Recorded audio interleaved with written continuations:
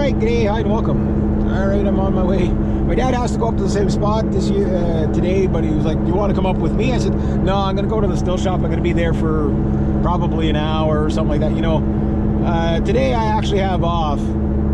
Hopefully tomorrow too. I need to rest my body. This was a really hard week for me, guys, like physically.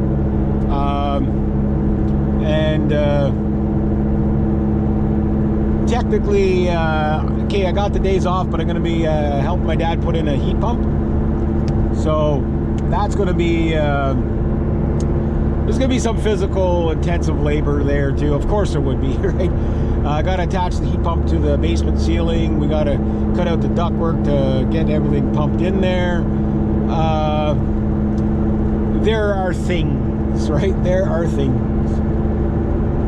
Got to make holes in the cement walls to get it coming through. I got to move the wood pile so we can get in there. Yeah. So I'm doing some crawling around, whatever. Got to pour the cement pad for it because it's an outdoor unit. Got to I got some more. It's not going to be complete relaxation this week, we'll just say. And then should have brought my hours with me. Well, I've got to call my clients anyway. Wait till they're home because I want to visit them.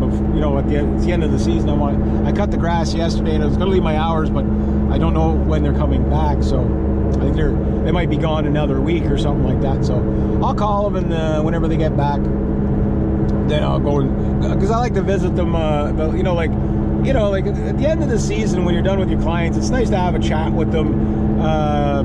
For half an hour or whatever.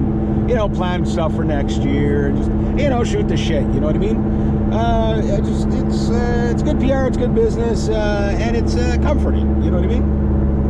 It builds relations, right?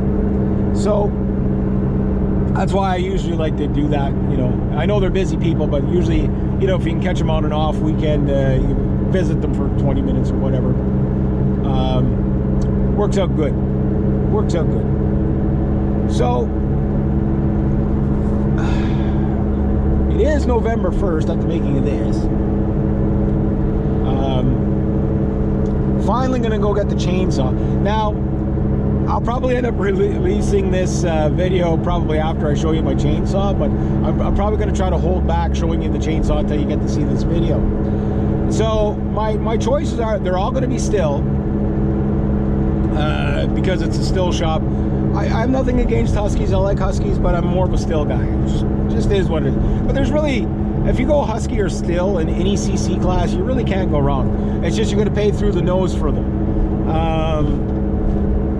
A lot of people, oh yeah, but you can get this cheaper, you can get that. You can, but whenever you need parts, you know what I mean? These throwaway saws, it would really kill me to throw away a perfectly good saw for a 10-cent item that I just can't get because nothing fits in there. You know what I mean? And I don't have to mod things. I like going here, buy the part, put it on, you're done. Now, even with the pro saws, sometimes you have problems with that, sure. But in general, no. In general, you can get all the, bars and chains are never a problem. You lose the side nut. Never a problem. But yeah, there's that. So anyway, my choices were the 392, which they're discontinuing, and it will be replaced by the 400.1. The 400, the still MS400C, which will be discontinued and replaced also by the 400.1. Basically, they're replacing two saws with one saw for the 60cc class. So they don't have two 60cc class saws competing with each other.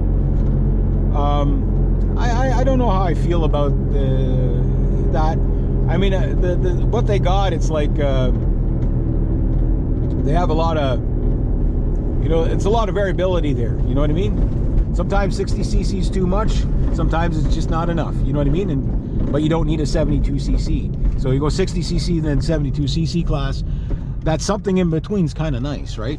But anyway, after that one, there's the 72cc class, the 462, which is, you know, beast. you know what I mean? Then after that, it's the 79 or 81cc 500i.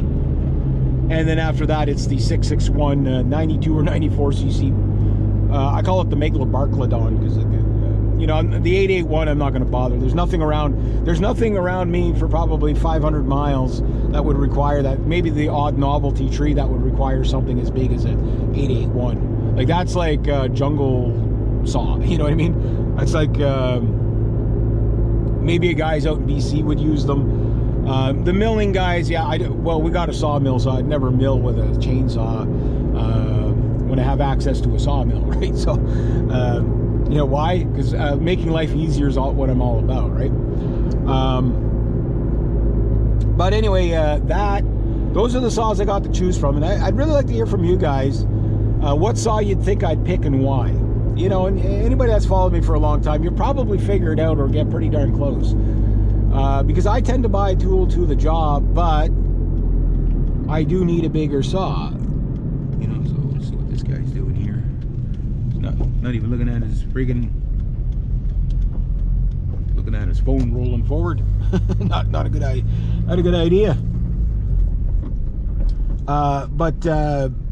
Yeah. Anyway, we'll get back to this conversation after I get my provisions, which I must go get.